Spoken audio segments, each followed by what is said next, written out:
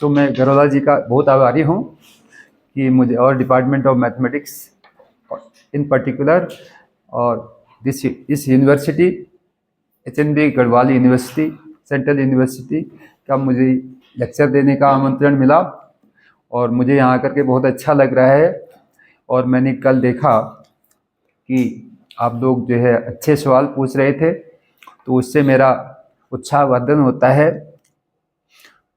क्योंकि एक अध्यापक के रूप में वह कोई बात बताएं और उस पर यदि सवाल करके खड़ा करते हैं तो उससे अधिक खुशी अध्यापक को कुछ नहीं हो सकती। I am extremely gratified by presence of all of you and presence of my very good friend professor Garola ji, doctor Naveen ji and other departmental research scholars and MSc students. So with these few words, so in my previous class, in my previous lecture, I gave some rudimentary basic aspects of what we call as functional analysis on spaces called non-linear spaces. So those of you who have not present in the previous class, for them I will revisit the definition of non-linear spaces. So tomorrow what I did is I defined non-linear spaces, then I gave varied examples of non-linear spaces, both infinite dimensional and finite dimensional, and I explained why they are infinite dimensional non-linear spaces. When infinity comes, mathematics becomes most beautiful. Ramanujan said that infinity is the most wonderful object of mathematical study. So let me recall what I did. Definition of non-linear space. Definition. So suppose V is a vector space. Let V be a vector space. Vector space over, if vector space is over some field. Field in our case is R or C. Complex field of complex numbers. So a function which I denote by this symbol from V to set of non-negative real numbers is called a norm on V if it satisfies following conditions. And what are the conditions that it satisfies? The first one, it is non-negative valued greater than equal to 0 for all x belonging to V. And second condition is it is 0 if and only if x is a zero vector. X is the zero vector. Third is it is positively homogeneous, meaning thereby norm of x alpha dot x. This is nothing but mod alpha. Mod alpha makes sense because scalars are real numbers or complex numbers into norm of x. And this is for all alpha belonging to F and for all x belonging to V. And the third one is what we call as triangle inequality. I explained why you call it triangle inequality in the previous lecture. Norm of x plus y is less than equal to norm of x plus norm of y. And this V vector space with this is called, this ordered pair is called a non-linear space. Linear space. And then I gave a series of examples. And in that context, I said that suppose examples, you take V is equal to Rn or Cn. Rn or Cn for any n greater than equal to 1. These are, when V is equal to Rn, you call it n-dimensional Euclidean space, and V is equal to Cn called n-dimensional unitary space. The whole differential geometry manifolds of finite dimension, they are modeled by this Rn or Cn. So therefore these are very important objects of mathematics. These are important structures in mathematics. And then if you take let 1 less than equal to p less than equal to infinity for any x. So if you take any vector here, V, it has n components, x1, x2, xn, n tuples belonging to V. And suppose you have p and then 1 less than equal to p less than infinity, you define this p. Associated with this, you get this. This is summation mod of xi to the power p, I is equal to 1 to n whole to the power 1 by p. Then I said, and p for p is equal to infinity, for p is equal to infinity, I defined the infinity, we call it infinity now because they are all norms. So this is supremum of mod of xi, and this is 1 less than equal to I less than equal to. Then I showed that this v with this. So v is equal to Rn or Cn is a non-linear space. Linear space. See, I proved it for p is equal to 1, proved for p is equal to 1 and p is equal to infinity. Now, and in tomorrow's, towards the end of the lecture, I said that prove the same for 1 less than p less than infinity. So p is equal to 1 and p is equal to 3, infinity we discussed it in the lecture. But suppose p is between 1 and infinity. How do you show that they are non-linear space? With this p norm. So you have to show that this is a norm. So in that, did any of you try to work out this? So to show this, you have to use certain inequalities attributed to two famous mathematicians called Holder's inequality and Minkowski inequality. So what does the Holder's inequality say? Minkowski inequality is a uses Holder's inequality. So let me state what a Holder's inequality is. Holder's inequality. Inequality for finite sequences. Let suppose x is equal to x1, x2, xn, n tuple of real numbers, and y is equal to y1, y2, yn, where these are x1, x2, xn, and yn. Then, and let p, suppose you have 1 less than p less than infinity. Okay. Then it says that the summation mod of xi, yi, I is equal to 1 to n, is less than equal to summation mod of xi to the power p, I is equal to 1 to n whole to the power 1 by p into summation mod of yi to the power q, I is equal to 1 to n, and this is 1 by q, where what is this q? Where this q is q. So for p you have this q is conjugate of p. Conjugate of p. That means p is greater than 1 and q is 1 upon p. They satisfy this condition. 1 upon q is equal to 1. So if p is greater than 1, then if you solve this equation, your q will be p divided by p minus 1. Because p is greater than 1, this p minus 1 will be greater than 0. And therefore this will always greater than 1. Because p is greater than p minus 1, this quotient is always. So p greater than 1 implies q is also greater than 1. And when p is equal to 2, then q becomes 2. If p is 2, because p 1 by 2, so q 1 by q has to be 1 by 2. 1 by 2 plus 1 by q is 1, means q has to be 1 by 2. That means q has to be 2. So p is equal to 2. P is equal to 2 implies q. So 2 is the conjugate of itself. But otherwise, if p is greater than 1 and p is not equal to 2, then q and p cannot be equal. Okay. So this is what we call as Holder's inequality. So how do you prove this? So to prove this, you use this result. Suppose a and b are any two real numbers, positive non-negative real numbers. So see that a, b are two real numbers greater than equal. A is greater than equal to 0. And p and q are what is p is greater than 1 and q is conjugate. Then the summation AB, this AB is always less than equal to a to the power p plus by p, and this is b to the power q by. This is called Young's inequality. Are you familiar with this inequality? How many of you are familiar? And how do you prove this? This proof of this result is based on in your differential calculus. So you look at if A is 0 or B is 0, this inequality always AB becomes 0.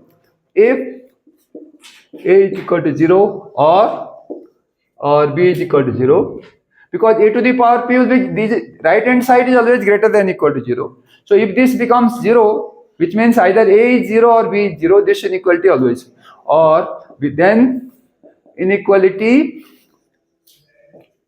trivially holds. What happens when, now the second case is when suppose a is greater than 0, because we are putting a and b are greater than equal to 0. So if one of them is 0, then you are done. Suppose a is greater than 0, b is greater than 0. Then you look at this function. Now consider this function. Consider this function phi of t. Phi is from r to r. Phi of t is nothing but 1 upon q plus 1 upon p times t. And this is minus, so let me think about it, minus t to the power 1 by p. Look at this. And this function is differentiable function. If you take the derivative at each t, phi dash t will be what? Phi dash t will be 1 upon p minus 1 upon p times t to the power 1 by p minus 1. So I can simplify this as 1 upon p. So this is 1 minus 1 upon p comes out, t to the power. So 1 by p plus 1 by q is 1. That means 1 by q is nothing but 1 minus 1 by p. So you take minus 1 plus. So this becomes minus 1 upon q. Now, if you take t to be greater than, if t is less than equal to 1, if t is less than equal to, suppose t is less than 1, if t is less than 1, then what do you get? Phi dash t is, what will be phi dash t? If t is less than 1, so this is power, negative power of t. So that this 1 of t to the power minus 1 upon q will be greater than 1. So 1 minus t will be less than 0. And if t is greater than 1, this phi dash t will be, because then if t is greater than 1 upon t to the power 1 by q. So this will be less than 1 and therefore this will be greater than 0. So this phi is differentiable function. Its derivative is less than 0 when t is less than 1.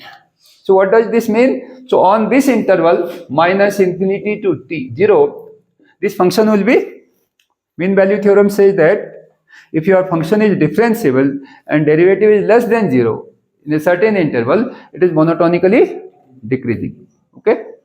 And so this implies, so this phi dash t less than 0 when t belongs to the open minus infinity to 0. So this implies phi is monotonically decreasing. This is a simple consequence of mean value theorem. This Lagrange's mean value theorem. Calculus, monotonically decreasing. And on this interval 0 to infinity, and this will be phi, because phi dash t is greater than 0. On this interval it is greater than 0. If t lies here, so this implies phi t is monotonically increasing. That means this curve will have this type. So if this is a real valued function, so it will decrease from year to year. And phi of 1 is what? What is that 1? Phi of 1 is, if t is 1, phi t is what? Phi t is, if you take t is equal to 1, what do you get? Okay, so phi t, this will be, so if you take t is equal to 1, what are you getting? 1 by p, so this is 1 by p plus 1 by q minus 1. So this 1 by p plus 1 by q is 1, so this becomes 0. So this function is like this. From this side, it is monotonically decreasing, and at point 1 it becomes 0. And 1 to this, This is monotonically increasing. It will increase like this. This is your phi t. Okay. So that means that means at this point phi attains minimum value. So that implies phi t is greater than or equal to 0, phi of 1 which is 0, phi of 1, I am sorry. This is phi of 1 for each t belonging to. So that would imply, so if you look at this, that means what? Phi t is what? This is 1 upon q plus 1 upon p t minus t to the power 1 upon p. This is always greater than equal to. This is greater than equal to 0. And which means 1 upon q plus 1 upon p into t. This is for all t belonging to R, you see, for all t belonging to R. So this is 1 upon q plus 1 upon p into t is greater than equal to t to the power 1 by p. Now you put t is equal to a to the power p divided by b to the power q. A and b are given like this. So a is not 0, so this makes sense. This will be a is not 0, this is greater than 0. So if you substitute it here, what are you getting? This value. So you get phi of a to the power p divided by b to the power q. So this is 1 upon q plus t times t is nothing but a to the power p divided by b to the power q minus 1 upon p, and this is a to the power p. So this is greater than equal to, this is greater than equal to t is nothing but a 1 upon, so this is nothing but a by a to the power p divided by b to the power q whole to the power 1 by p. So you get this, and if you simplify this gets you nothing but a to the power p by, so b to the power q by q plus a to the power p by, this is 1 by p, a to the power p by p greater than equal to, and then b to the power q by q, and this is greater than equal to, so you get here this is a times, and b to the power, this is q by p minus power, what do you get? B to the power q, यहाँ था b to the q, and b to the power q minus q, this is nothing but your ab. So thus ab is less than equal to a to the power p by p plus b to the power q by p. So we are done this inequality. This is very simple but important inequality. Now using this inequality I will prove this. Okay, this inequality is clear. Now using this inequality I will prove this. Now if suppose you write this, if summation mod of xi to the power p I is equal to 1 to n whole to the power 1 by p, suppose this is 0, or summation mod of yi to the power q I is equal to 1 to n whole to the power 1 by q, this is 0. This is 0 means what? Mod of xi will be 0 for each I. This part is 0 means, so therefore xi will be 0. If each xi is 0, this becomes 0, and this is greater than equal to 0. Similarly, this becomes 0 means each yi is 0, so therefore this part will become again 0. So therefore this inequality is trivially holds. So if this is 0 or this, the above inequality trivially holds. Now suppose you write this as alpha, this is summation mod of xi to the power p I is equal to 1 to n whole to the power 1 by p. This is greater than 0, you write this as alpha, and this is summation mod of yi to the power q I is equal to 1 to n whole 1 by q, and this is greater than 0.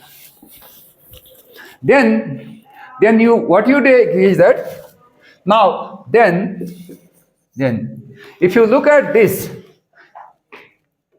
then you take a is equal to mod of xi divided by alpha. Alpha is this, and b is equal to, for each I, if you take mod of xi divided by alpha, alpha is greater than 0, b is nothing but mod of yi divided by beta, then what are you getting? This is greater than equal to 0. This is greater than equal to 0. Therefore, summation, this is mod of a into b is less than equal to what? This is mod of xi to the power p whole divided by alpha to the power p 1 upon p plus 1 upon q times mod of, because of this inequality, and mod of yi to the power q, and this is alpha to the power q. So you have this situation, and this is nothing but a is this, so mod of xi into mod of yi to the power alpha beta. Alpha is this, this is alpha to the power alpha into beta. So this, and this happens for each I, you see. Oh, I'm sorry. So mod of xi to the power q, yi to the power q, yi to the power q into alpha to the power 1 upon q.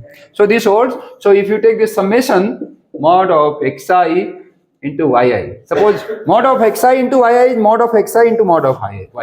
I is equal to 1 to n divided by alpha beta, and this is less than equal to this summation from both the side. If you, this is summation mod of xi to the power p, I is equal to 1 to n divided by alpha to the power p 1 upon p plus summation mod of yi to the power q 1 upon q, and this is beta to the power q.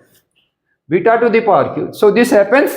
Now this I is equal to 1 to n mod of xi to the power p is nothing but इसका whole to the power 1 by p करेंगे तो alpha है, तो इसका power, इसका 1 करेंगे तो this will become 1 upon p times alpha to the power p, numerator, divided by alpha to the power. So this is 1 upon q times, similarly this is beta to the power q divided by beta to the power q. So they cancel each other. So this becomes 1 upon p plus 1 upon q, which is equal to 1. So thus summation mod of xi yi I is equal to 1 to n is less than equal to alpha into beta, where alpha, my alpha is this alpha into beta, which is nothing but summation mod of xi to the power p I is equal to 1 to n. This is less than equal to, this is equal to alpha beta. So less than, so this part will become I is equal to 1 upon p, and this is summation mod of yi to the power q I is equal to 1 to n whole to the power. So you prove this Holder's inequality, you see, and it uses this Young's inequality called this, and this, to prove this you just use calculus, first level calculus, that is Lagrange's mean value theorem for differentiable function. If any on any interval function is differentiable and its derivative is greater than 0, it has to be monotonically increasing. And if derivative is less than 0, it is monotonically decreasing. Can you prove this? You know how to prove this? Yeah? All of you? Is the derivative greater than 0? Now, the second inequality is Minkowski inequality. Minkowski inequality. So in this case, you can take p to be infinity also. Let's suppose p is less than equal to infinity. They belong to V. V is your Rn or Cn. Rn or Cn. Then what it says is that the summation mod of xi plus yi to the power p I is equal to 1 to n, and then this is whole to the power 1 by p is less than equal to summation mod of xi I is equal to 1 to n to the power p whole to the power 1 by p plus summation mod of yi to the power p I is equal to 1 to n, and this is 1 by p. So here no q now. Conjugate is not there. So for that, you use Holder's inequality. So if you look at summation mod of xi plus yi to the power p, I is equal to 1 to n. Because this, so I can write this as summation mod of xi plus yi into mod of xi plus yi to the power p minus 1. Okay, so p minus 1. Now this is I is equal to 1 to n. Mod of xi plus yi, these are complex numbers or real numbers. This is less than equal to mod of xi plus mod of yi times I is equal to 1 to n into mod of xi plus yi to the power p minus. So you have this situation. In other words, this is nothing but this is summation mod of xi into mod of xi plus yi to the power p minus 1, I is equal to 1 to n, plus summation mod of yi into mod of xi plus yi to the power p minus 1. Now you apply Holder's inequality. Holder's inequality says that, so this will be less than equal to summation mod of xi to the power p, I is equal to 1 to n whole to the power 1 by p. You apply to this, and into summation mod of xi plus yi to the power p minus 1 whole to the power q, I is equal to 1 to n, and then whole to the power 1 by q. This part is less than equal to this by Holder's inequality, and this part is less than equal to summation mod of yi to the power p, I is equal to 1 to n whole to the power 1 by p into summation mod of xi plus yi to the power p minus 1 and whole to the power q, and then this is 1 by q. Okay, so if this is p minus 1 into q, so p minus 1 into q, p minus 1 into q will be pq minus 1, and pq minus q, and pq minus q is equal to p. Because of this 1 upon p plus 1 upon q is 1, so that would imply that pq minus q is p. So this will become summation xi to the power p, I is equal to 1 to n whole to the power 1 by p, and this is summation mod of xi plus yi to the power pq minus pq is p, I is equal to 1 to n whole to the power 1 by q, plus summation mod of yi to the power q, I is equal to 1 to n whole to the power, this is p whole to the power 1 by p, into, again this is summation I is equal to 1 to n, I is equal to 1 to n mod of xi plus yi to the power, so this is pq minus q again, which is equal to p and whole to the power 1 by q. So this is the common factor in both.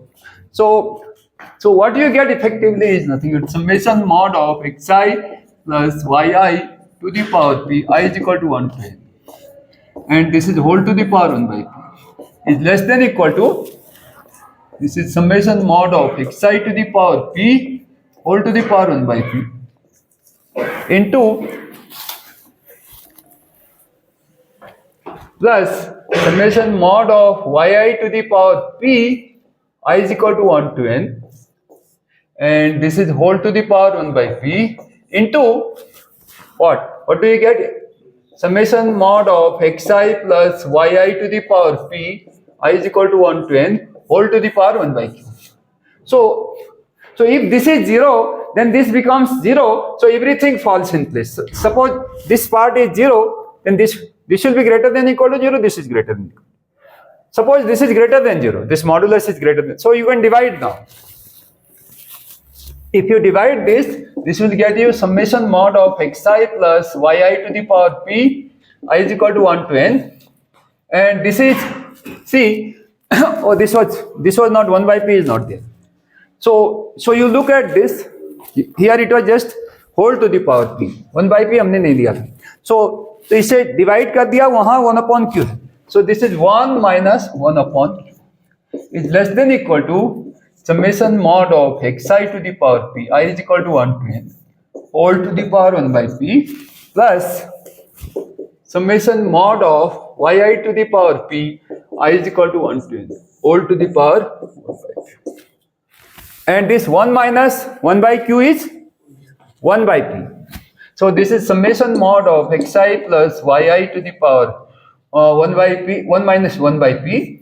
Sorry, this is p whole to the power p, I is equal to 1 to n, and this is 1 by p is less than equal to summation xi I is equal to xi to the power p, I is equal to 1 to n whole to the power 1 by p plus and the second is summation mod of yi to the power p, I is equal to 1 to n, and then whole to the power 1 by n. And what does it say? It says that norm of p norm of x plus y is less than equal to p norm of x plus p norm of y. So suppose you are where x and y belongs to v is equal to Rn or Cn, any or Cn. So that means this p norm satisfies the triangle inequality, and rest of this thing, so p norm of x is always greater than equal to 0. See, this is p norm of, this is summation mod of xi to the power p, I is equal to 1 to n whole to the power 1 by p. So this is always greater than equal to 0, and this is 0. This is 0 means what? This part is 0 means this sum must, each xi must be 0 if and only if this x is 0. This condition is satisfied, and if you are the p norm of alpha dot x, p norm, so that also you can see that mod alpha times p norm of x. So that means this p norm is a norm on this Rn or V, where V is Rn or C. For every p, 1 less than equal to p less than equal to. That's what Minkowski inequality says. So you get a series of non-linear spaces. Okay, so these are finite dimensional non-linear spaces. Okay, so before I come, so that shows that this B with P norm is a non-linear space. Okay, so you get a series of examples of non-linear spaces. They are all finite dimensional non-linear spaces. So this was one point which was incomplete in the previous lecture. So today I have completed this, and this uses intricate web of ideas from different areas of mathematics like calculus, notion of differentiability, this real number system, and so on and so forth. That's why these are all interesting inequalities. Holder's and Minkowski inequality were very handy in the theory of functional analysis. Okay. So let this be a non-linear space. Non-linear space. In this function norm, if you look at norm, this is a function from V to R plus. Is uniformly continuous. This is uniformly continuous. Not only it is continuous, uniformly continuous on V. So how do you prove this? Prove. So uniform continuous. So if you take let epsilon be greater than 0. Take any epsilon greater than 0, uniform continuity, and you put delta is equal to delta is equal to epsilon. This is also, so it only delta depends only on epsilon. Now if okay, so before I prove this, I am sorry. So now I just want to before I prove this, I need some inequality called second triangle inequality. So what is that second triangle inequality? Is there anybody who knows second triangle inequality in non-linear space? So prove let x, y belongs to V. Triangle inequality is what? Norm of x plus y is less than equal to norm of x plus norm of y. So this is for all x, y belongs to V.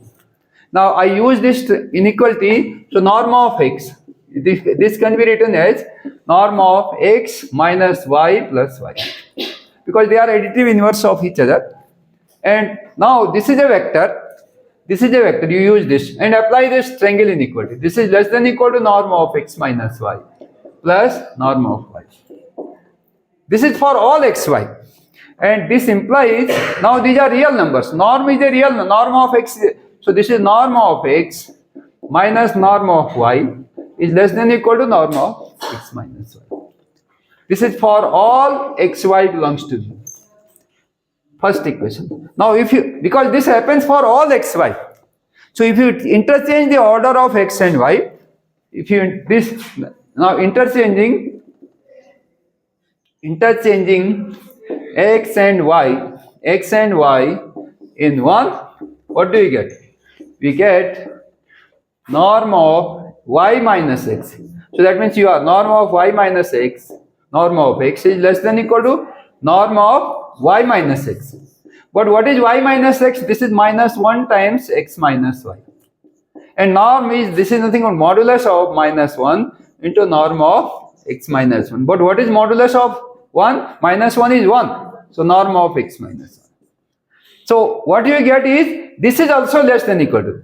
So norm of x minus norm of y is less than equal to norm of x minus. Second is norm of y minus norm. So this implies minus times norm of x minus norm of y is less than equal to norm of x minus y. This is for all x and y. Now combining 1 and 2, so now you see that this is a real number. So norm of x is a real, these are two real numbers, difference of real numbers is a real number. And this is also a real number. So a real number and its minus is less than equal to, right hand side you have the same thing, this as well as this. But left hand side you have, if you take this as alpha, this is minus alpha. So alpha is a real number less than equal to this real number. Minus alpha is also less than equal to. So this combining 1 and 2, we get modulus of norm of x, norm of x minus norm of y. Modulus of this is less than equal to norm of x minus y. This is for all x, y belonging to V. And this comes from this triangle inequality. As you can see, you call it second triangle inequality. Right? So using this second triangle inequality, I will show that norm is continuous. This norm from V to R plus is uniformly continuous. So you take, let epsilon be greater than 0. Now take any arbitrary epsilon. Put delta is equal to epsilon. This is also greater than. So given epsilon, you get a delta. Now I want to show then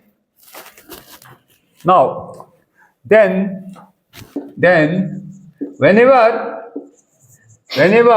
norm of x minus y, whenever xy belongs to x and y belongs to V, with norm of x minus y is less than delta, this would imply modulus of norm x minus norm y, this is less than equal to norm of x minus y. So this will be less than mod of fx minus fy. Fx is the norm of x, fy is norm of y, and this will be less than delta, which is equal to epsilon. So every epsilon you get a delta independent of the points, such that whenever x and y are any two points, any two vectors here, their location doesn't matter. If their difference between these 2 points x and y is norm of this is less than delta, then norm of fx minus this modulus of this is less than epsilon. And this implies norm is uniformly continuous. It is not pointwise, not only pointwise, but uniformly continuous. Every uniform continuous function is pointwise continuous, but converse is not true. You know any example? Any example of continuous function, pointwise continuous function, which is not uniformly continuous? Anybody? Exponential from R to R. So you take this function from R to R as f of x is equal to exponential function is always uniformly continuous. But if you take this function, fx is a very simple polynomial function. So this is differentiable. At every point it is differentiable. Differentiable function is continuous. So f is differentiable, therefore f is pointwise continuous. F is continuous on R. So now this is an exercise. F is not uniformly, simple function which is not uniformly continuous. This is not uniformly continuous on R. But if you take any interval on R, It is uniformly continuous. But if you take whole real line, it is not uniformly continuous.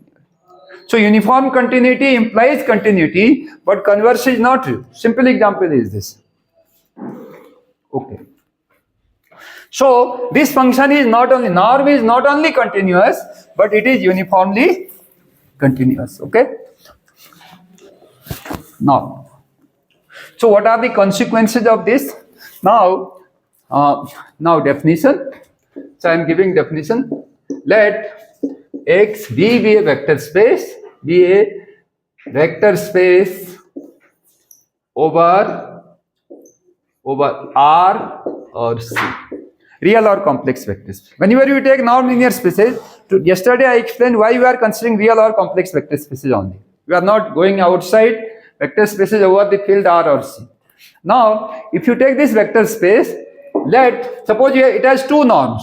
Let this one, suppose this, and there is another norm be two norms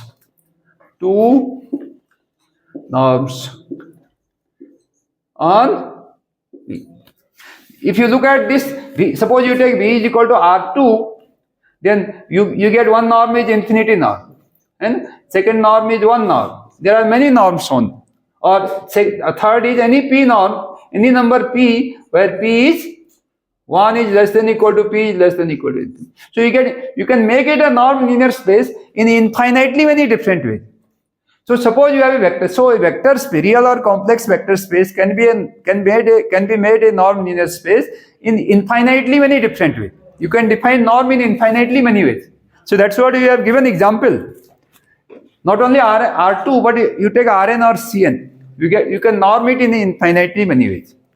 So if suppose there are two norms, this two norms only, then this norm, I'm sorry, what is the disturb? These two norms, this and this dash are called equivalent norms. Equivalent norms if there exist real numbers, positive real, a greater than equal to 0, a greater than 0, b greater than 0, such that what?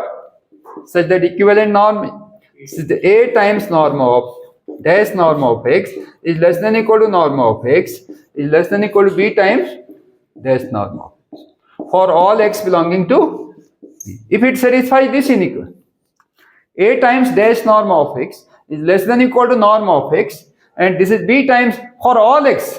So the a and b are fixed now. So then you call their equivalent norm. So I will show that if you have a finite dimensional non-linear space, suppose you have a finite dimensional non-linear space, any two norms are equivalent. So this is a fundamental result in functional analysis. If you have a non-linear space who as a vector space is finite dimensional, then any two norms on it are equivalent.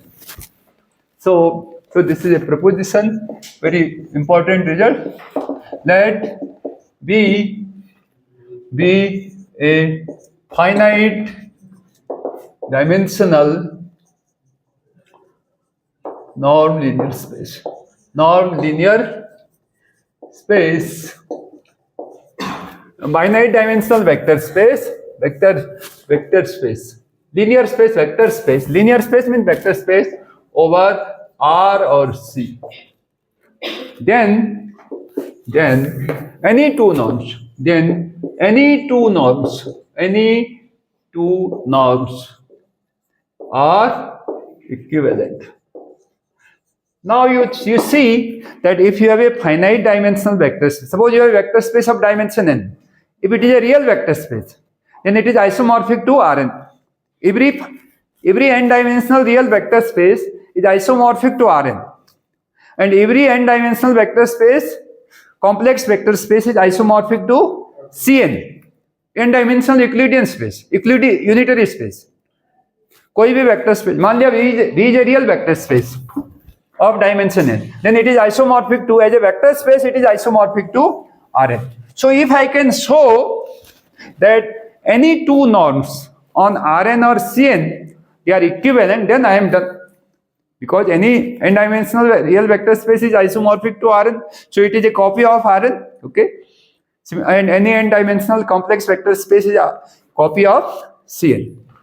So I'll show enough to show that Rn and Cn. So proof enough with this understanding, enough to show that any two norms in Rn or Cn are equivalent. Any two norms are equivalent.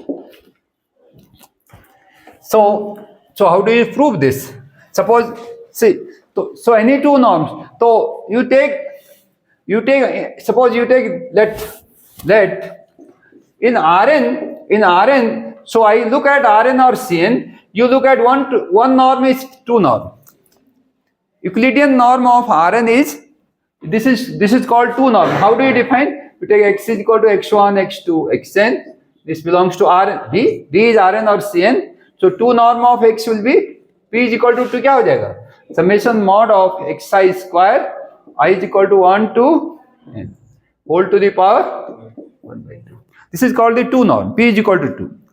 We have shown that for every p greater than or equal to 1, this, and suppose there is another norm. Let this be another norm. Another one is two norm. There is another norm. On this v is equal to on v. This v is my v is Rn or Cn. Rn or Cn. It does not matter.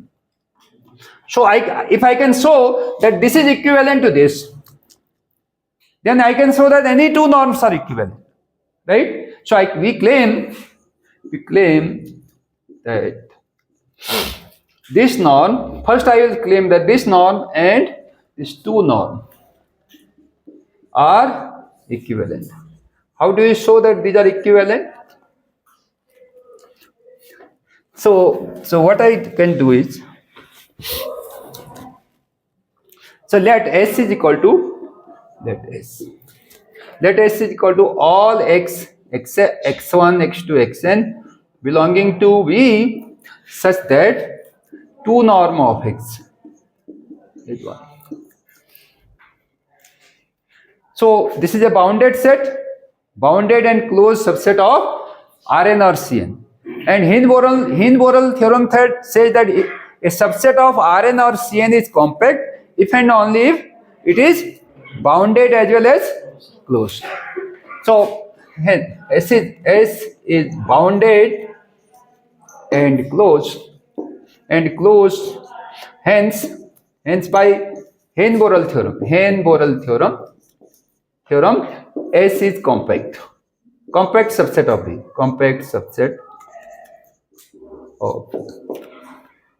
Now this norm, see this is your norm. Norm is from where to where? This is from V is Rn or Cn to R plus. We have shown that it is uniformly continuous. I have just shown that this norm is uniformly continuous. So if it is a function from here to here, you restrict the same function from S to this also goes to R is continuous. Now this is a compact set. If you have a continuous real valued function on a compact set, it attains its maximum and minimum. So therefore there exists a point x0. So this is continuous function and S is compact, implies there exists a point x0 belonging to S such that norm of x0 is less than equal to, it attains S, this norm attains minimum value, is less than equal to norm of x for all x belonging to S. So this is a fundamental result in analysis.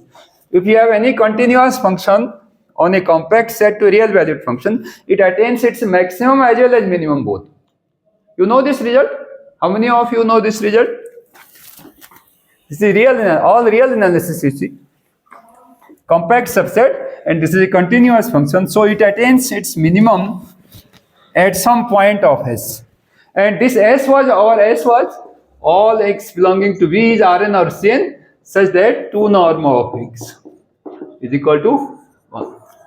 So if in particular, if you take V is equal to R2, the S will become what? This is all x is equal to x1, x2. 2 norm is x1 square plus x2 square is equal to 1. So in R2 you get this circle, unit circle centered at this. In R3 you will get unit sphere, and so on and so forth. This is your S. Circle with center 1, center origin and radius 1. This all the points on this circle. So this is a closed and bounded set. Okay. So you are getting this. So now if you look at this, now let x be any non-zero, 0 not equal to x, 0 not equal to x belonging to V. Then if you look at this x divided by 2 norm of x, 2 norm of x. Suppose I write this y is equal to this. Then what will be 2 norm of y will be? What will be 2 norm of y? So this is 2 norm of x divided by 2 norm of x. So this is 1. So that means if you take any non-zero vector and divide by its norm, then 2 norm, this y belongs to S. And therefore, hence what?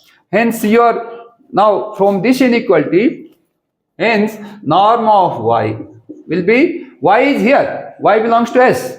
Norm of y is greater than equal to norm of x. Norm of x naught. And now you look at this. Now let see this. So this implies norm of x divided by, so norm of y is 2 norm of x is greater than equal to norm of x naught. And that implies 2 norm of x into norm of x naught. X naught is less than equal to norm of x for all x belonging to V. So you take, let A is equal to norm of, this is greater than 0. This 0 x, because x naught is not 0. X naught का 2 norm क्या है? X naught is in S, so 2 norm of x naught is equal to 1. So if you take norm of, this is non-zero vector. Zero vector का norm तो हमेशा 0 होता है. So you take this is greater than 0. So then what you get? A times 2 norm of x. A times 2 norm of x is less than equal to norm of x. This is for all x belonging to. So one-sided inequality you got. Using this simple real analysis that this is a compact set and this is continuous, it attains minimum. This is a continuous, uniformly continuous, and therefore it is continuous on S, and this is compact, so it attains minimum. Now, how do you say that find the reverse inequality? I want to show that this is less than equal to some b times 2 norm of x. So look at this. This E1, that EI is nothing but delta ij. J is equal to 1 to n. If you look at this delta 1 1, j is equal to 1, so j is equal to 1 to n. So EI. So what will be E1? So if you write like this, suppose what EI, this is for each I 1 less than equal to I less than equal. This is Kronecker delta ij. So E1 क्या हो जाएगा? E1 would be यहाँ I is equal to 1 करेंगे, then you get E1. E1 is nothing but delta 1j, and j is 1 to 1. So it will be delta 1 1. Delta 1 1 is 1. Where delta ij is 1 if I is equal to j, and this is 0 otherwise. This is called Kronecker delta otherwise. You must have heard of this delta ij. This is a function. So E1 will be 1 0 0 0. all zeros. E2 would be similarly 0, 1, and En would be 0, 0, 0, 1. 1 at the nth place, elsewhere so all 0. So this forms a basis for V. This is n-dimensional vector Rn or Cn. So this forms a basis for this. Then E1, E2, En is a basis for V. Hence, for each x belonging to V is Rn or Cn. This x can be there exist unique scalars. So this is alpha I Ei. I is equal to 1. Okay. So now look at this norm of x. Therefore, norm of x. I can write this as this is norm of alpha 1 E1 plus so on alpha n. And you apply the triangle inequality. This is alpha 1 times norm of this, alpha 1 times norm of E1, and so on. So this is nothing but alpha I into Ei norm. So this will be mod alpha I into norm of Ei. Okay. Norm की condition से आया, तो इसको पूरा करेंगे तो less than equal to हम direct लिख रहे हैं this is mod of alpha I into norm of I is equal to 1 to n. And you know this alpha I, so you apply this Holder's inequality. By Holder's inequality, this is less than equal to summation mod of alpha I square I is equal to 1 to n whole to the power 1 by 2. P is equal to 2 लगाइए. P is equal to 2 into summation. These are real numbers. You see, these are real numbers for each I. So you get n tuple of real number this, n tuple of real numbers. So if you apply this Holder's inequality for P is equal to 2, so this will become I is equal to 1 to n mod of alpha I square by 2 into plus into summation norm of Ei square I is equal to 1 to n and whole to the power 1 by 2. And what is this? And what is this? Now you look at this. So norm of x is less than equal to, suppose I write let m is equal to, b is equal to the summation norm of Ei square I is equal to 1 to n whole to the power 1 by 2. Because each Ei is a non-zero vector. This is so it is greater than equal to 0. So this b will be greater than 0. B is definitely b. Each Ei is non-zero, so its norm is greater than 0. Square करेंगे तो वो भी greater than 0. तो इसका sum भी greater than 0 होगा. So this will become summation क्या आ जाएगा? Mod of alpha I square I is equal to 1 to n 1 by 2 into b times this. And this b does not depend on x. You see, it depends on E1, E2, En only. So, and what is this alpha I? This alpha I is what? So your x is, suppose your x is in B, x is nothing but alpha 1, या इसको आप alpha 1, alpha 2, alpha n, where alpha 1, alpha 2, alpha n are real numbers. So this is nothing but b times 2 norm of, so norm of x is less than equal to b times, this is for all x belonging to B. So this is equation number 2. Now look at the first equation. Yes. So from 1 and 2, what you get is, from 1 and 2 we get a times 2 norm of x is less than equal to norm of x. This is less than equal to b times 2 norm of x. This is for all x belonging to.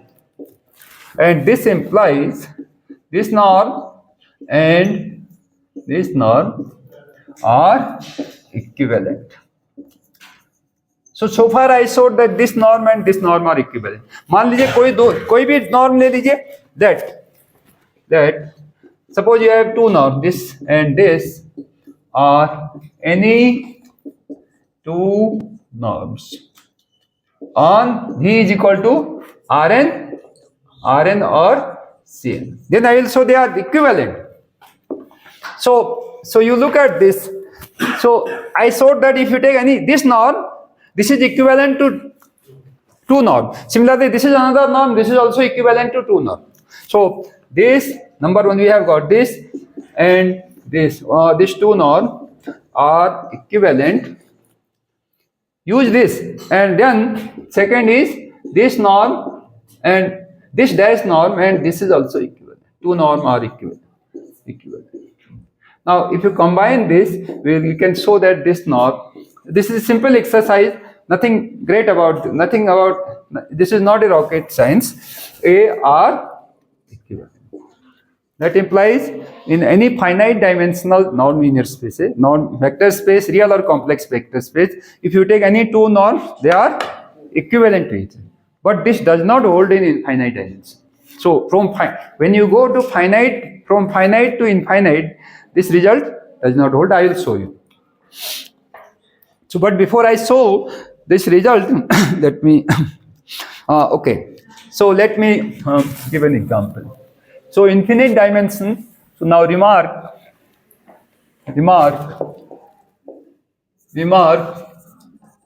in infinite dimensional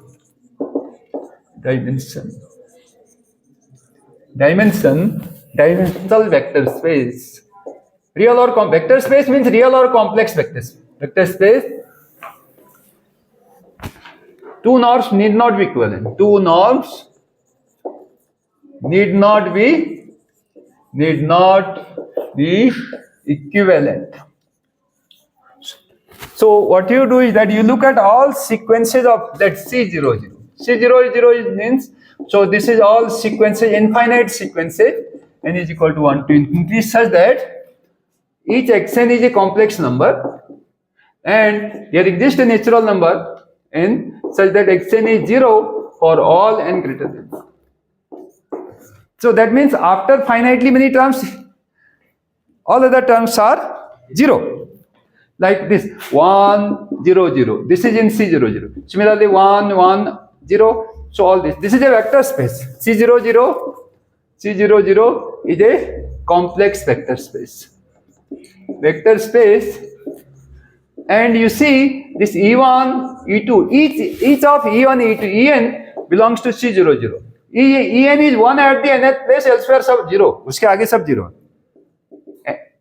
पहले भी इसके 0 है, लेकिन बाद में सब 0 है. हम यहाँ डिमांड करेंगे फाइनाइटली मेनी टर्म्स को छोड़ के सब 0. So this E1, E2, En, they are all in C00 and C00, and this is En, n greater than equal to 1, is Li in C00. This set is a linearly independent set, and therefore I showed that if you have a vector space and there is a linearly independent set which is infinite, then its dimension must be infinite. So this implies dimension of C00. So this C00 I can define. Now I take 2 different norms which are not equivalent in C00. So one norm is simple for x belonging to C00. Now define one norm of x. One norm of x is nothing but summation mod of xi, xn, n is equal to 1 to infinity. तो देखिए, क्योंकि इसके finitely many terms को छोड़कर सब 0 है, तो ये हमेशा real non negative real number हो. It can not be infinity plus infinity. So this is finite and greater than equal to 0. And this becomes a norm. One can show that it is greater than equal to 0, triangle inequality, everything holds. So is a norm on this C00. Similarly, you can define another norm is infinity norm of x. This is supremum of mod of xn, n greater than equal. तो supremum चूंकि after finitely many terms को छोड़ करके सब 0 है, तो ये भी ग्रेटर देन इक्वल टू 0 होगा, फाइनाइट होगा. This is always be finite non negative real numbers and it will satisfy. So this is another norm, is a norm in C00. So these are, we claim that they are not equivalent. We claim that this norm and this infinity norm are not equivalent. तो मान लीजिए they are equivalent. Suppose they are equivalent. Suppose on the contrary,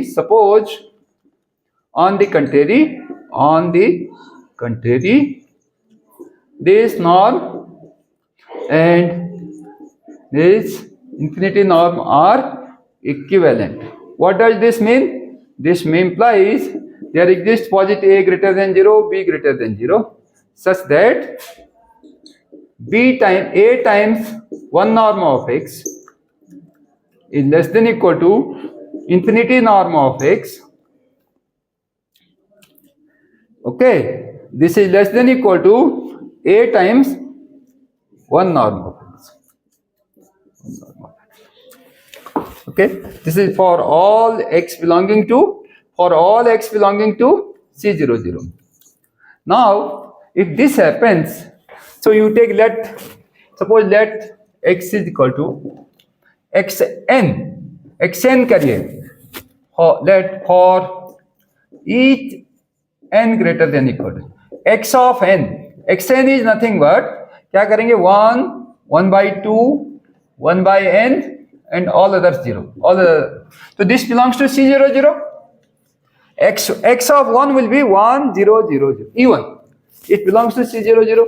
x2 will be 1 by 2 and rest of the terms 0. So all of them, xn will be more generally, xn is 1 by 2 1 by n and rest of them 0. Then xn belongs to C00. This is for each n, this is a sequence of complex numbers which are 0 after finitely many entities, terms. Then, and this is 0. And what is the norm of n norm of? So if you take n norm, if you take the infinity norm, what will be this? क्या होगा इसका infinity norm? इसका maximum value क्या होगी इनमें? 1 for each n greater. So this becomes, so if this inequality holds, तो x की जगह यदि xn लेंगे तो आपको क्या आना चाहिए? x of n. This is 1, right? And this is for each n greater than. And or one norm, what will be one norm of x? One norm of xn will be, what will be one norm of xn? So this is nothing but 1 plus 1 by 2 plus up to 1 by n for each.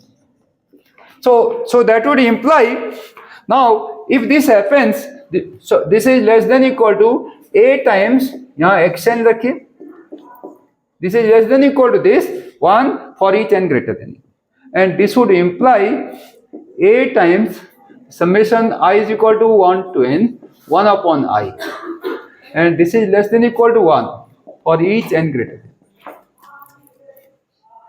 This happens, so this would imply as n goes to infinity, this implies a times n, taking n limit n going to infinity. What do you get? A times I is equal to 1 to infinity 1 upon I is less than equal to 1. Is this possible? This is a contradiction. Because this series is divergent series, this diverges to infinity. This sum of this series is infinity.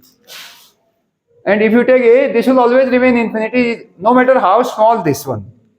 A को यदि fix कर दिया, if you fix a, no matter how large it is, this will, and you have this infinity. If you multiply positive number by infinity, you will always get plus infinity. And this cannot be less than equal to 1. Okay? And this is a contradiction. And therefore, this one norm and this infinity norm are not equivalent. These are not equivalent in.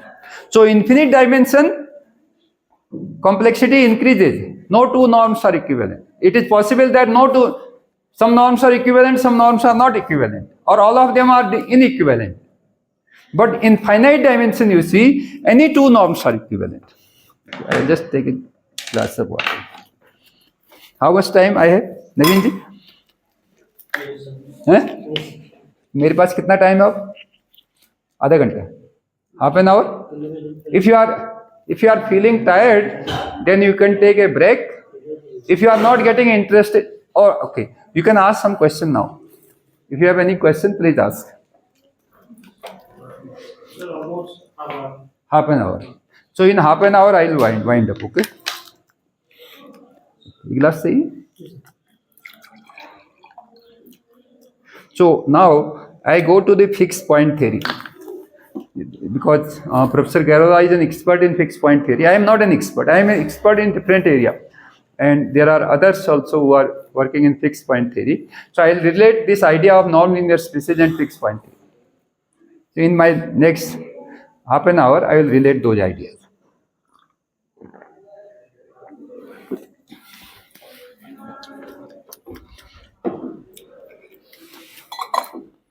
How all these are connected? They are interrelated. Interrelationship is the real research in mathematics.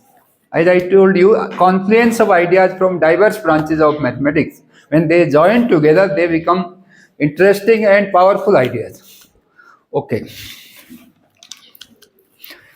So this was equivalent norm.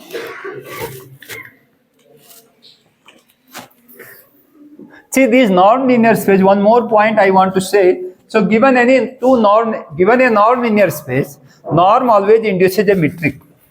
So definition that this be a non-linear space. Linear space.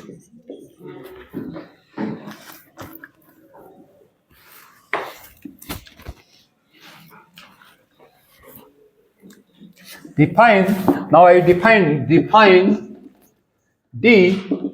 on V, D from V cross V to R plus H.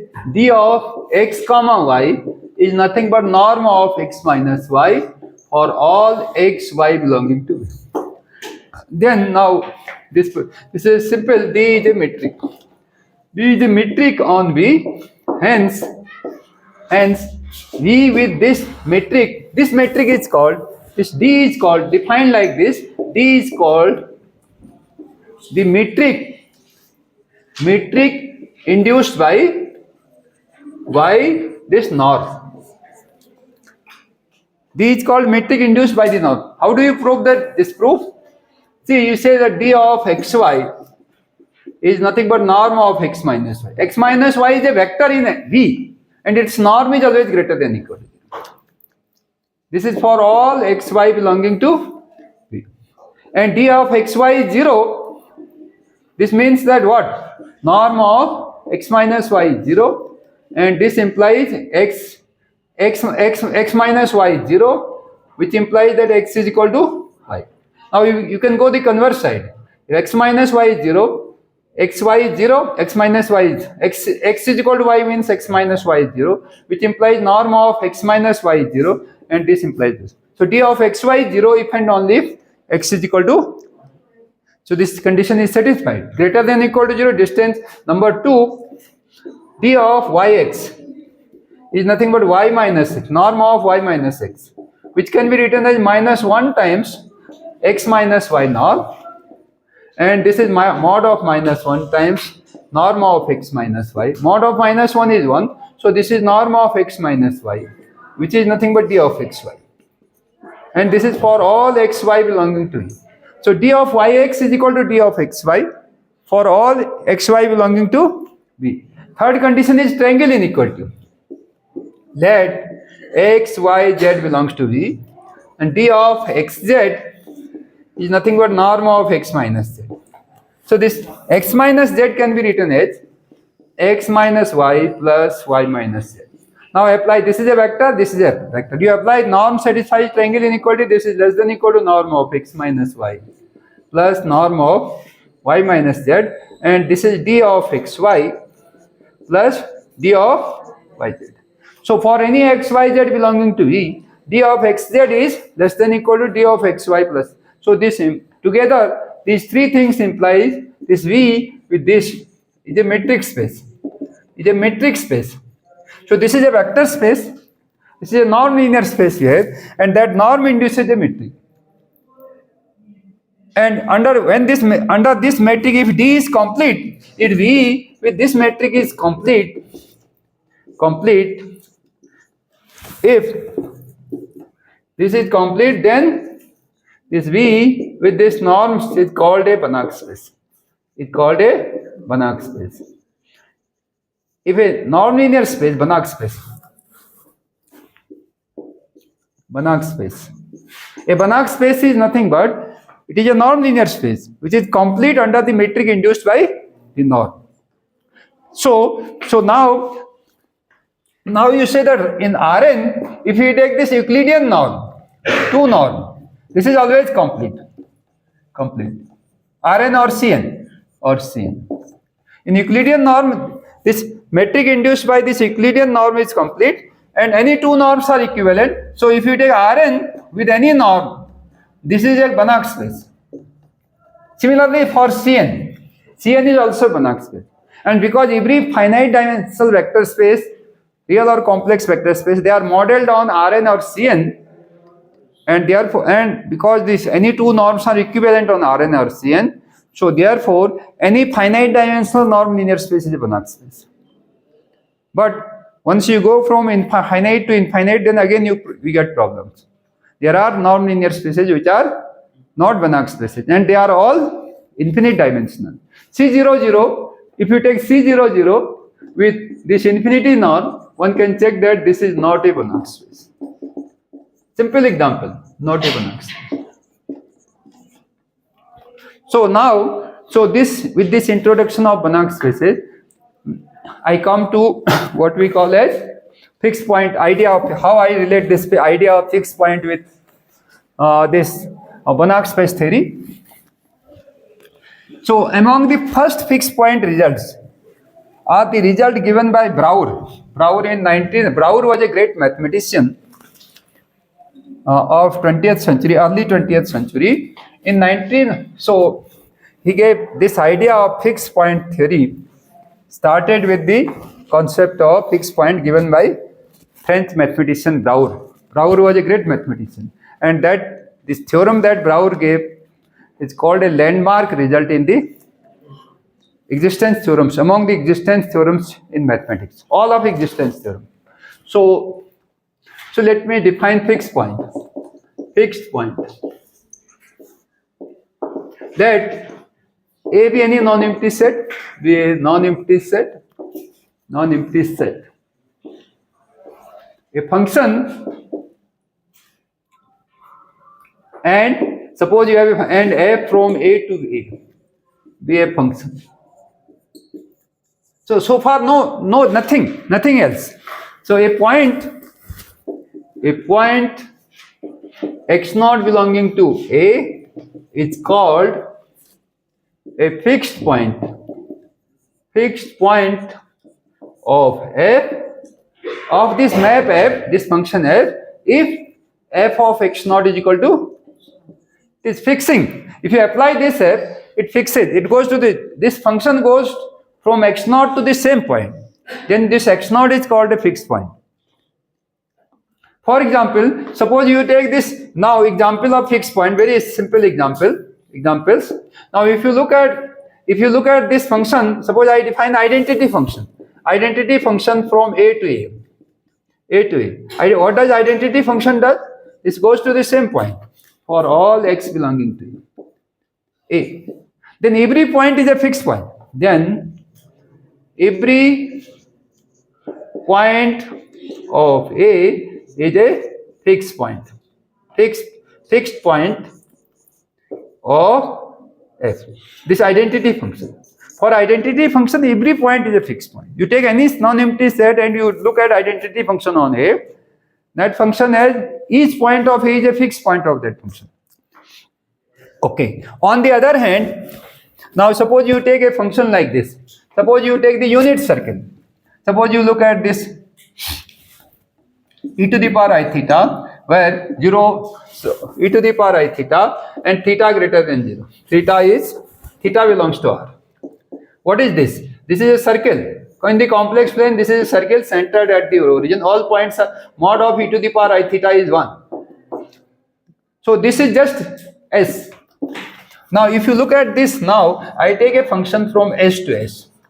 S to S as f of e to the power I theta is equal to e to the power I theta plus, suppose I take pi by 4 or any angle, pi alpha, where alpha is greater than 0. Alpha is greater. So what does it do? If alpha is greater, it will rotate by this angle alpha. If you take alpha is equal to pi by 4, it is pi by 4. So this point will go to this point will go to this. Similarly, this point will go to this, and then it has no fixed point. F has no fixed point. Same point will never go to the same point because it will rotate by some angle. Suppose your alpha is pi by, suppose you take alpha is equal to pi by 4. So this point will go here, e to the power I theta plus pi by 4. So it will keep moving. So therefore this function has no fixed point. So there are functions which has no fixed point. Similarly, the other function is you take f from R to R. So this f of x is equal to, suppose you take x plus 1. It will translate. So 1 will go to 1 plus 2. 2 will go to 3. So it has no function. F of x is equal to x. Does not have no x. So f has no fixed point. F has no fixed point. So there are many functions which have fixed point. There are many functions which do not have fixed point. Now the question is, which functions have fixed point? And in this direction, there was a remarkable result given by Brouwer's fixed point theorem. That was the first result in the fixed point theory called Brouwer's fixed point theorem. Brouwer's fixed point theorem.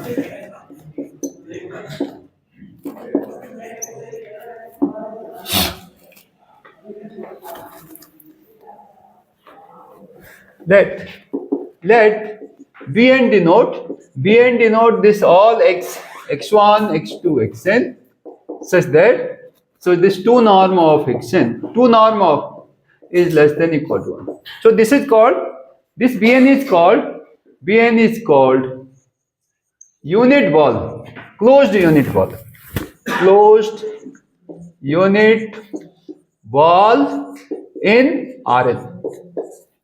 For example, for n is equal to 2, what will it give you? So this is nothing but 2 norm is nothing but x1. So if your x is x1 comma x2, 2 norm of x will give you x1 square plus x2 square and whole to the power 1 by 2. So this is less than equal to 1. So that is all the points, you take this unit circle, all the points which are inside this circle or this on the point. The 2 norm will be this unit circle ke andar ke point ya boundary ke point. So what does it say? This is called unit ball on Rn. And one thing you see, because Rn is finite dimensional, so this ball, it is closed and bounded subset of Rn, therefore it is compact. Now what Brouwer says, that Brouwer's fixed point theorem, if you take any continuous function, let Bn, then let f from Bn to Bn, this Bn is Bn here, be a continuous function.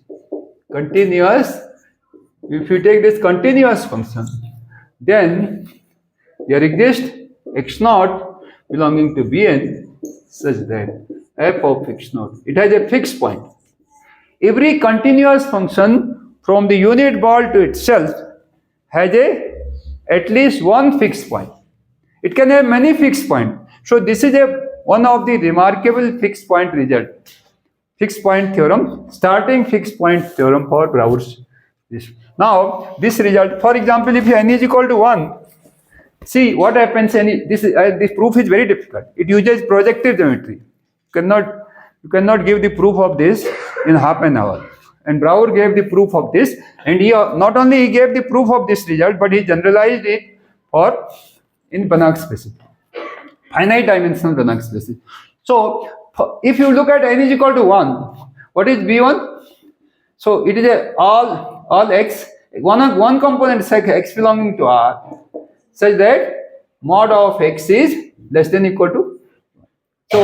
So this is nothing but it is this interval -1 to closed interval. Now if you take any continuous function f from what is this result says that for n is equal to 1. So this to -1 to 1 continuous, then there exists a point x0 in this interval -1 to 1 such that f of x0 is equal to x0. So every continuous function from this closed interval to this interval In fact, you can say more. So you take any interval AB. Suppose A and B are real numbers. You can generalize this, A less than B. Then and f is a continuous function from AB to AB. Then there exists an x naught in this interval AB such that f of x naught is equal to x naught. How do you prove this? Proof is very simple. So this is very simple, but it is generalization of this for R is equal. So what you do is that you look at identity. Let G of x. G is from AB to AB. AB to AB. So G of x is equal to x. So what does it do? You have this point A. This is the point A, and G is nothing but this is diagonal. So this diagonal where it intersects. So it will give you, like, you start from here. So this is your G. From here to here, this is G of x. G of x is equal to x. So it gives you diagonal. So यहाँ पर इसकी value, this will be A. This point is A. G of A is A, and G of B is equal to B. And for this function, every point is a fixed point. Then if you look at this f minus g, f minus g is from where to here? Now if you look at this, so f minus g will be a function from this minus 1 to some interval, some positive interval, some interval. So you look at f minus g, this function. Now if you look at so I claim that there exists a point. I claim that there exists a point x naught belonging to AB such that f minus g of x naught is equal to 0, and that would imply that f of x naught is equal to g of x naught, and g of x naught is equal to g of x naught is what? This is x naught. So f of x naught is equal to x naught. If I can show this, तो मान लीजिए ऐसा नहीं है, तो what you do is that now if f of A is equal to A or f of B is equal to B, then nothing to prove. तो point मिल गया, A in this interval AB में मिल गया, AB में मिल गया interval such that f of A is A. Done. Nothing to prove. Now suppose f of A is not equal to A. Then f of A, see, this function goes from AB to AB. If f of A is not equal to A, then f of A must be greater than A से बड़ा होगा. F of A, this implies f of A, this f minus g of A, f minus g of A, this f of A is greater and g of A is A. So what does it give you? It is greater than 0. F minus g of A is greater than 0. Similarly, if f of B is not equal to B, suppose if f of B is 0, then B is a fixed point. It is not 0, then f of B minus B will be less than B, because this f of B must be in the interval AB. So, because f is function from AB to AB, so f of B must be in AB, and it is not equal to B means it is less than B. So that would mean that f of B minus B, this is less than 0. So that implies f minus g of B is less than 0. So you have f and g are continuous function. You see, f minus g is also continuous function from AB to R. F minus g of A is greater than 0. F minus g of B is less than 0. So if you have a continuous function, इस पर इसकी value positive है, इसके और zero lies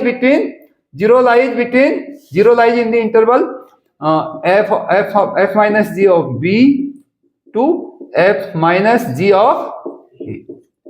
Zero lies in this interval. तो continuous functions की property है, यदि कोई दो वैल्यूज लेता है कंटिन्यूअस फंक्शन, ए अल्फा ले रहा है, बीटा ले रहा है, alpha is less than beta, then उसके बीच की सारी वैल्यूज देगा. And 0 is this, so this implies there exists an x naught belonging to this open AB such that f of x naught is equal to this is 0. So that means f of x naught is equal to g of x naught, and this means g of x naught is equal to x. So this implies f of x naught is equal to. This is just using calculus, but once you go from 1 to higher, it becomes very difficult. So very difficult, but it has a proof. Now, so far I did not talk of nonlinear spaces or Banach spaces. But what Brouwer did it, he generalized this result. He generalized this result as follows. Its generalization is the remarkable generalization. So first he proved this result, generalization. That at this, suppose this is a Banach space, is a finite dimensional Banach space. So this is a nonlinear space which is complete under the metric induced by the norm, and it's finite dimensional vector space. And let suppose S is equal to so that B is equal to all x belonging to V, such that norm of x is equal to 1. So this is unit ball less than equal to 1. I'm sure. So this is a ball centered at the origin, 1 minus 0 less than equal to 1. So 0 is the 0 vector is the origin and radius is 1. And let f be any continuous, f from B to B is a continuous function. Then f has a fixed point in B. So that is, there exists an x naught belonging to V such that f of x naught is equal to x. So he not only proved this for Rn, but he generalized it. The beauty of this Brouwer's fixed point theorem, that he generalized for arbitrary finite dimensional nonlinear spaces. And this fixed point theorem has several generalizations. And the other generalization is given by Schroeder, another mathematician called Schroeder, in the setting of Banach spaces. So let me state the Schroeder's fixed point. Fixed point.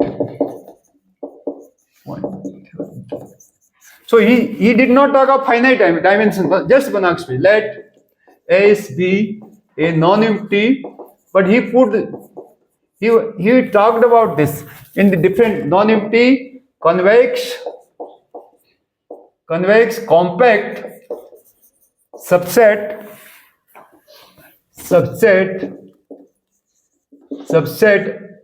of a Banach space, and f be a continuous function, and any convex compact subset of a Banach space, whether it is finite dimension or not. Here there is a restriction of finite dimension, but the beauty of this Schroeder's fixed point theorem is that it puts no restriction on the dimension of Banach space. It says that any Banach space, and you take a non-empty convex compact subset, but it puts the extra restriction here on S. It must be convex. Here we are not putting any restriction. So this is a Banach space, and f be a continuous function. F from S to S be a continuous function. Then there exists an x naught belonging to S, such that f of x naught is equal to x naught. This is the another way of generalizing, where dimensionality does not matter. Brouwer's fixed point theorem depended on dimensionality of nonlinear space. It is specific, it is restrictive in the sense that it restricts the space to be finite dimensional. Whereas this is a sweeping generalization. There is no restriction on dimension. And there was another direction in which this fixed point theory has expanded, that is for any complete metric space. No vector space structure is needed. And that was given by Banach. another famous mathematician called Banach in the 20th century. So that is called the Banach contraction mapping principle. So the third is, I think this is the most simple and elegant. It says that Banach contraction mapping principle, Banach fixed point theorem. So it says that you don't need here. This is Banach space, means it is a vector space. It is a non-linear space, and norm induces a complete metric space. Under this norm, metric induced by norm, it is complete. Now, this fixed point theorem is, it doesn't put any restriction. Let XD only complete, be a complete metric space, be any complete metric space, and let T from X to X be a mapping function, be a function or mapping, whatever you call, such that this distance from Tx to Ty is less than or equal to alpha times distance from X to Y for all, and let T be such that there exists an alpha when the open interval close 0 to less than 1, alpha in this such that this alpha times this for all xy belonging to X. Then, so this is, if T satisfies this condition where alpha is less than 1, this T is called contraction map. D of Tx Ty is less than or equal to alpha, where alpha is strictly less than 1, greater than or equal to 0, less than or equal. Then T has, not only it has fixed point, T has only one fixed point, one and only one fixed point. So it says that there is only one fixed point, and that is necessarily unique, one and only one. For example, if you look at this, suppose you take x to be closed interval 0, 1, and D is the metric, D of xy is mod of x minus y. And if you look at this T of x, T from X to X, T of x is equal to x by 2. What is its fixed point? The only fixed x by 2. What is the fixed point of T? 0. T of 0 is equal to 0. Otherwise, there is no other fixed point. 0 is the only fixed point. And this is a contraction map. So there is only one fixed point. And this has been generalized for arbitrary complete metric spaces by celebrated result of called Banach fixed point theorem. And this result has been further generalized by several eminent mathematicians like Akutani and a host of other mathematicians. And your department here, as well as in this Srinagar, Professor Dimri is also a fixed expert in the fixed point theory. In this, they have also obtained several new results. I am not an expert. I have guided one research scholar in PhD in fixed point theory, and published some research papers. My area is the operator theory, functional analysis. So I think I should not speak more on this fixed point theory. Instead, I speak on broader generalities of functional analysis, which is considered to be modern analysis of 21st century and 20th century. So I have to be forward looking because you are all young people. And with this, I think I should stop here.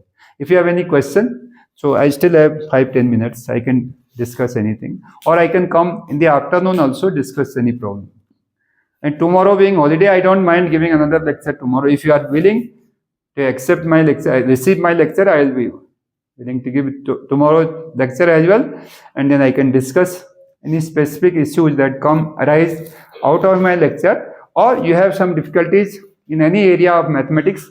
If you are facing any problem, then subject to my competence, I will be willing to discuss openly. कोई सवाल हो तो पूछिए. Now questions please. My speaking has stopped, so you should speak out. How you felt like, and if you have any question, please ask. Question पूछिए, सवाल पूछिए. Question the teacher. कल एक लड़का था, वो आज आया नहीं, सवाल पूछ रहा था, यहाँ पर बैठा हुआ था. Today is absent. ना? कोई सवाल था? लड़का चश्मा पहना हुआ आज नहीं आया। आपने भी तो कल पूछा था। You also ask some question, if you have any question you please ask. मेरे पढ़ाने से मतलब जो है बहुत तेज तो नहीं हो रहा था। मैंने I try to explain everything, I try to make my lecture self content complete. It does not depend on any further result which I am not explaining here. So I tried to explain everything, I mean subject to my competence. तो question पूछिए। Questions are the essence of mathematics. कोई सवाल हो तो पूछिए। कोई सवाल इधर से? You have some question? I think you have some question है? Any question? Any question? तो हमने आज फिक्स पॉइंट थ्योरी पर भी कुछ लेक्चर वो lecture towards the and I gave some results on fixed point theory as well. So now I am inviting questions from your side.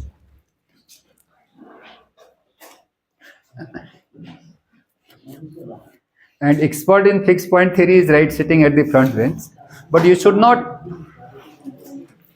be daunted by his presence. You see, you ask question. A student, if you don't know something, please feel free to ask. So I discussed several